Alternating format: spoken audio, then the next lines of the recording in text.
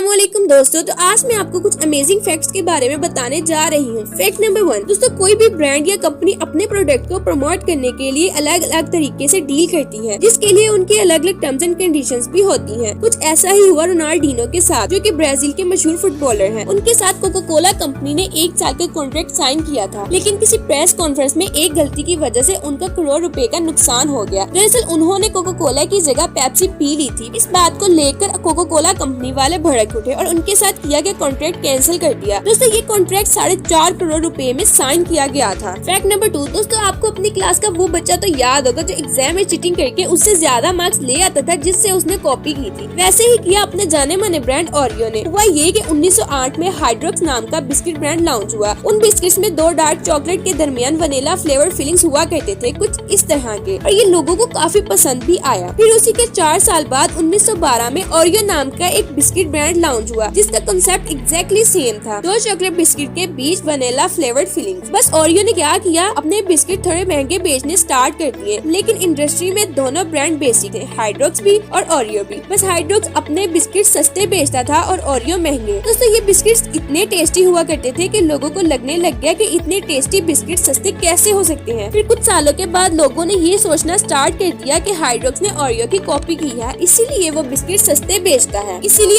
आज की डेट में हाइड्रोक्स को कोई भी नहीं जानता, और ओरियो का कितना नाम है वो तो आप लोग जानते ही होंगे। तो आज के लिए बस इतना ही, मिलते हैं मेरी नेक्स्ट वीडियो में, तब तक के लिए अल्लाह।